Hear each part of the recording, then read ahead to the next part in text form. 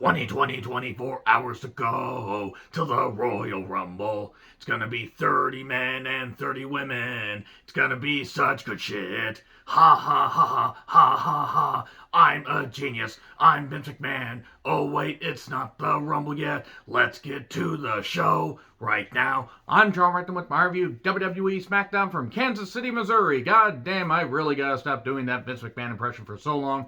But I find it entertaining. Apparently some of you find it entertaining. So let me know what you think of this show in the comments, please. And also, let me know what your Rumble predictions are. Either check out my Rumble predictions video that I did a few days ago or just drop them here. It really doesn't matter because it's all for fun. And it's almost time to Rumble. Almost time for the Royal Rumble. I actually hope that the Rumble is pretty damn good. I'm a little bit cautiously optimistic, I guess, that it's going to end up being good. I don't think it's going to be dull, but I think there's going to be a lot of bullshit. And if any of the rumors of some of the surprise entrants for the Women's Rumble are actually true, oh boy, if that main event, that's going to be something. But I have a feeling that Rowdy Ronda Rousey, that is going to be coming back.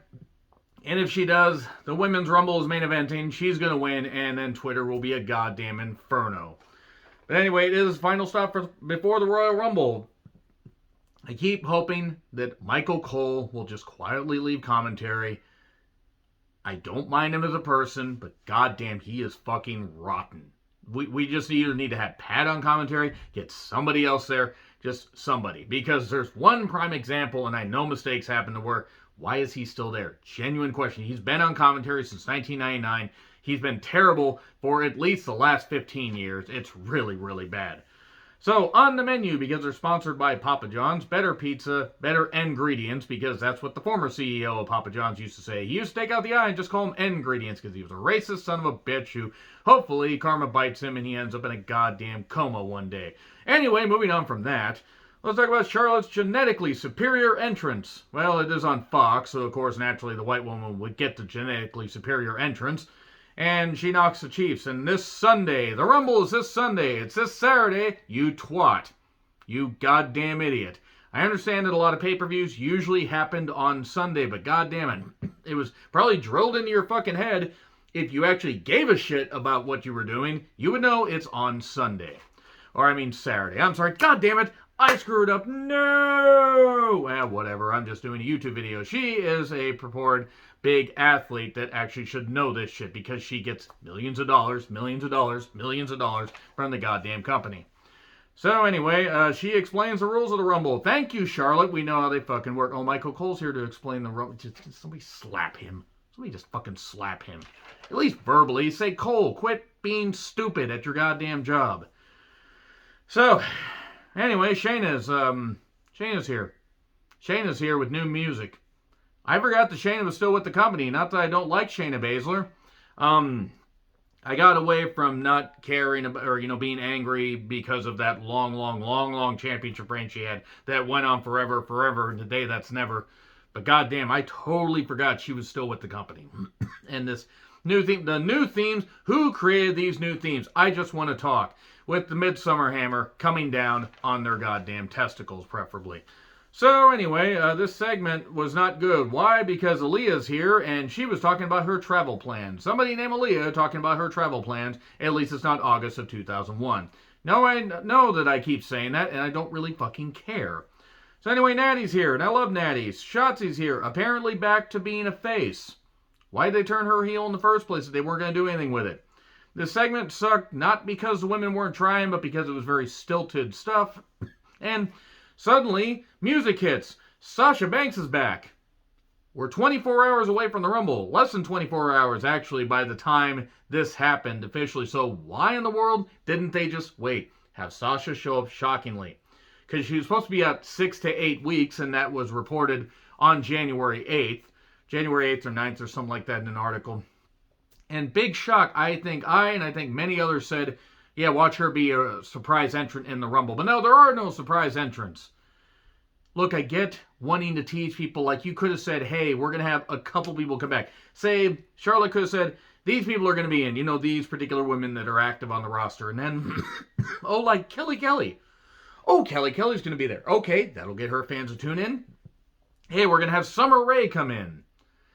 I even sort of get the Mickie James thing because, yeah, Impact's trying to get a rub from them. They're trying to, get an impactful rub and don't rub it impactfully way too much or you'll go blind.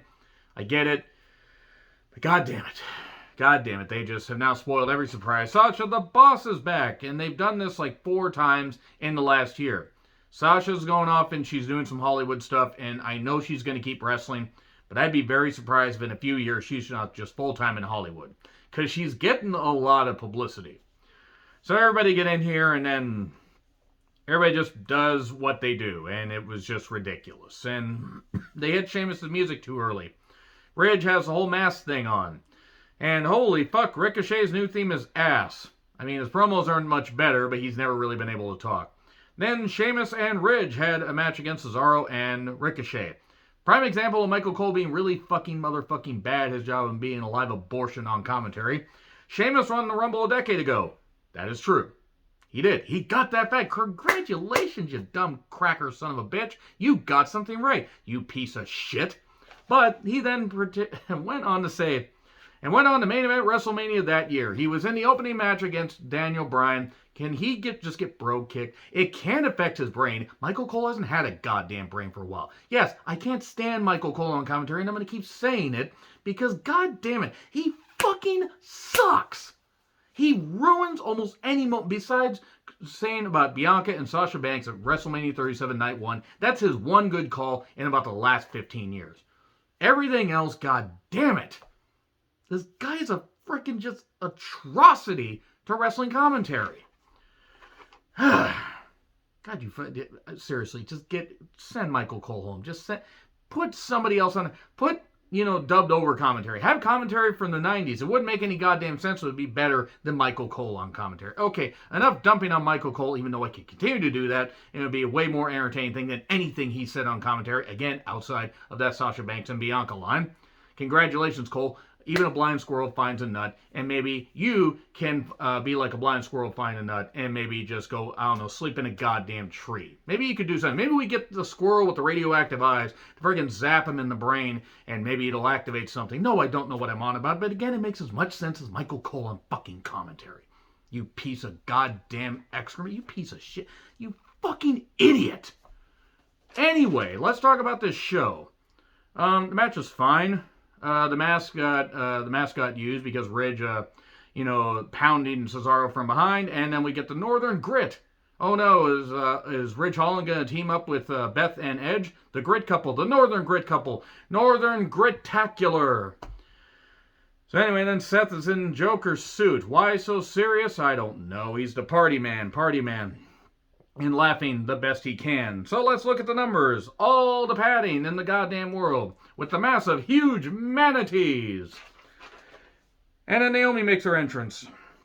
Sonya's backstage telling the referee, I pay your bills. I control you, bitch, so you will do what I want to do. I don't know why she went from being filled with helium to Emperor Palpatine, but we're going to roll it. He says, I will call this match right down the middle, daddy. Wait, no, that's Bill Alfonso, and thankfully there's no whistling here, except those of us whistling at Sonya Deville. Good God, Sonya. That's some nice gear. This is our first match in just under 2 years. No, let's see, actually, no, it was way under 2 years. It was like about the last, 16 months or something like that. Big deal, don't get me wrong, because she last wrestled at SummerSlam 2020 and then took some time off. Why? Oh yeah, the Stalker. The Stalker, by the way, who deserves to be absolutely brutalized and beaten daily. Like what happened to that guy in Full Metal Jacket, except actually make it real, because that's what deserves to happen. That's what people like that deserve. They deserve to be brutalized for what they are.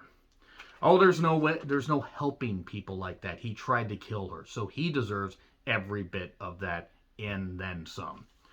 And also, if his family knew about this or whatever, guess what? Assuming that he has a family, I mean, I don't know why anybody would want to associate with a piece of shit like that. Let's just say I'm glad Sonya's doing better, and I hope that guy is fucking miserable.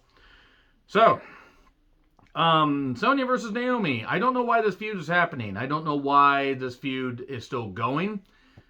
And I gotta say that while there were some moments in this match that weren't bad, and I understood the storytelling at times, or at least what they were trying to do, because Sonya kept evading her, Naomi didn't really seem to be going for blood, like immediately going for her, because she'd been torturing her for for just over 5 months.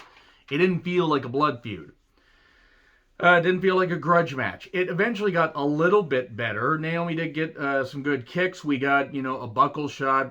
I don't know what the hell Sonya hit as a finish, but she tried to get a finisher, but no, that was just for 2.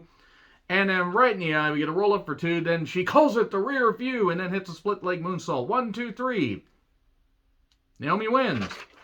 I'm not against Naomi winning. I'm glad that Sonya got her comeuppance, but all that and that's it? Oh, wait, it's not it. Naomi mentions 153 days and she's going to be in the Rumble. And Sonya, don't, slip on your tears on the way out. Sonya tells Naomi, hey, I'm also in the Rumble.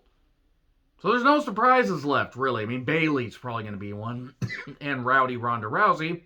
But okay, Sonya's going to end up getting eliminated, and then she's going to pull Naomi out. And this feud's going to continue to Mania, and I don't know, it's going to be glow shoes on a pole match. I don't know. So, Usos and Raiders had a face-off. The Raiders have an axe. I have an axe to grind with whoever destroyed War Machine. In Zayn, now it's an in-ring podcast with Zayn, Jinder, and Shaky Shanky. Why in the world is this happening? Why did Jinder remind us of his feud with Nakamura? That almost single-handedly killed SmackDown. If I was the network executives, I would have said, no, fuck this. I'm pulling this goddamn shit.